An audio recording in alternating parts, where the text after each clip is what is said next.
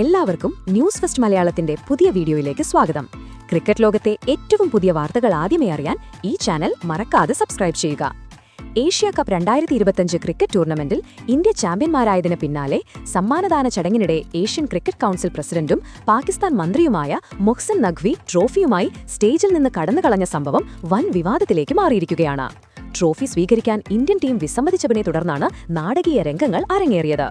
ഈ സംഭവത്തിൽ പ്രധാനമന്ത്രി നരേന്ദ്രമോദി കടുത്ത രോഷം പ്രകടിപ്പിച്ചതായും പാക് മന്ത്രിക്കും പാകിസ്ഥാനുമെതിരെ രൂക്ഷമായ പ്രസ്താവന നടത്തിയതായും റിപ്പോർട്ടുകൾ സൂചിപ്പിക്കുന്നുണ്ട്.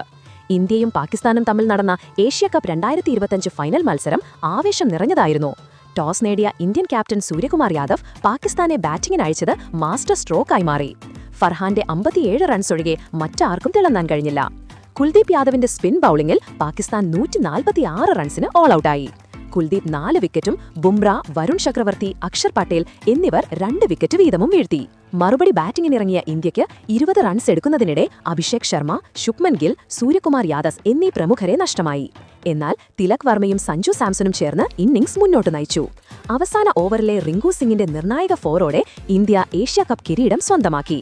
ടൂർണമെന്റിൽ പാകിസ്ഥാനെ 3ാം തവണയാണ് ഇന്ത്യ പരാജയപ്പെടുത്തുന്നത്. വിജയാഘോഷങ്ങൾക്ക് ശേഷം നടന്ന സമ്മാനദാന ചടങ്ങിനിടെയാണ് നാടകീയ രംഗങ്ങളുണ്ടായത്. പാകിസ്ഥാൻ ആഭ്യന്തര മന്ത്രി കൂടിയായ ACC പ്രസിഡന്റ് മൊഹ്സിൻ നഖ്വിയിൽ നിന്ന് ട്രോഫി സ്വീകരിക്കാൻ ഇന്ത്യൻ ടീം വിസമ്മതിച്ചു. ഇരു രാജ്യങ്ങളും തമ്മിലുള്ള നിലവിലെ രാഷ്ട്രീയപരമായ പ്രശ്നങ്ങളും ടൂർണമെന്റിലുടനീളം നഖ്വിയുടെ ഇന്ത്യാവിരുദ്ധ നിലപാടുകളുമാണ് ഇതിന് കാരണമായത്. ഇന്ത്യൻ താരങ്ങൾ ട്രോഫി വാങ്ങാൻ തയ്യാറാകാതിരുന്നതോടെ ചടങ്ങ് തടസ്സപ്പെട്ടു. ഒടുവിൽ ട്രോഫിയുമായി മൊഹ്സിൻ നഖ്വി സ്റ്റേജിൽ നിന്ന് പുറത്തേക്ക് കടന്നുകളയുകയായിരുന്നു. ഈ സംഭവം പ്രധാനമന്ത്രി നരേന്ദ്രമോദിയെ ചൊടിപ്പിച്ചതായാണ് റിപ്പോർട്ട്. ടീം ഇന്ത്യയ്ക്ക് അഭിനന്ദനം അറിയിച്ച ശേഷം അദ്ദേഹം നടത്തിയ പ്രസ്താവനയിൽ മൊഹ്സിൻ നഖ്വിയുടെ നടപടിയെയും പാകിസ്ഥാനെയും രൂക്ഷമായി വിമർശിച്ചു. പ്രധാനമന്ത്രി നരേന്ദ്രമോദി പറഞ്ഞതിങ്ങനെയായിരുന്നു: ഇന്ത്യയും പാകിസ്ഥാനും തമ്മിലുള്ള മത്സരം വെറും ഒരു കളിയല്ല, വികാരങ്ങളുടെ കൊടുങ്കാറ്റാണ്. പാകിസ്ഥാനെ തോൽപ്പിക്കാൻ ഞാൻ ആഗ്രഹിച്ചിരുന്നു. നമ്മുടെ ടീം അത് ചെയ്തു കാണിച്ചു. സൂര്യകുമാർ യാദവിനും തിലക് വർമ്മ, സഞ്ജു സാംസൺ, ശിവം ദുബെ, കുൽദീപ് യാദവ് ഉൾപ്പെടെയുള്ള മുഴുവൻ ടീമിനും എന്റെ ഹൃദയം നിറഞ്ഞ നന്ദി. ഈ വിജയം പാകിസ്ഥാന് ഒരു പാഠമാണ്. നമ്മുടെ ശക്തിയും തന്ത്രവും സമാനതകളില്ലാത്തതാണെന്ന് അവർ തെളിയിച്ചു. ഇത് ഓരോ ഇന്ത്യക്കാരനും അഭിമാന നിമിഷമാണ്. ഫൈനലിന് ശേഷം നടന്ന സമ്മാനദാന ചടങ്ങിൽ മൊഹ്സിൻ നഖ്വി ട്രോഫിയുമായി ഒളിച്ചോടിയിരിക്കുകയാണ്. ഇതെന്ത് കോമാളിയാണ്! പാകിസ്ഥാന് തോൽവി അംഗീകരിക്കാൻ കഴിയുന്നില്ല. ട്രോഫി മോഷ്ടിക്കുന്ന തരം താണ്ട നിലയിലേക്ക് അവരെത്തിയിരിക്കുന്നു. ഭീകരവാദത്തിന് പിന്തുണ നൽകുന്ന രാജ്യത്തെ പ്രതിനിധീകരിക്കുന്ന ഒരാൾക്ക് ACC പ്രസിഡന്റ് സ്ഥാനത്ത് തുടരാൻ അവകാശമില്ല. മൊഹ്സിൻ നഖ്വിയെ ഉടൻ സസ്പെൻഡ് ചെയ്യണമെന്ന് ഞങ്ങൾ ACCയോട് ആവശ്യപ്പെടും. മോഡി തുറന്നടിച്ചു. ശേഷവും പാകിസ്ഥാനെതിരെയുള്ള രൂക്ഷ വിമർശനം തുടർന്ന് അദ്ദേഹം പറഞ്ഞത് ഇങ്ങനെയായിരുന്നു: ഈ ഒളിച്ചോട്ടം പാകിസ്ഥാന്റെ ഭീരുത്വമാണ് കാണിക്കുന്നത്. അവരെപ്പോഴും തോൽവിക്ക് ശേഷം ഒഴികഴിവുകൾ പറയും.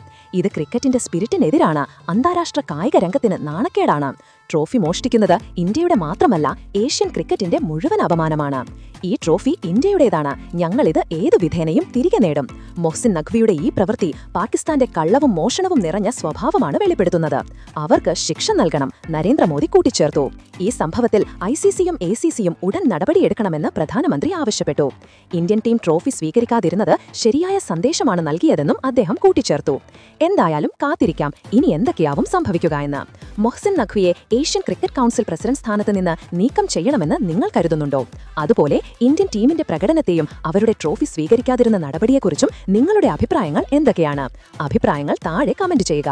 അപ്പോൾ ഇതുപോലത്തെ കൂടുതൽ ക്രിക്കറ്റ് വാർത്തകൾക്കായി ഈ ചാനൽ മറക്കാതെ സബ്സ്ക്രൈബ് ചെയ്യുക.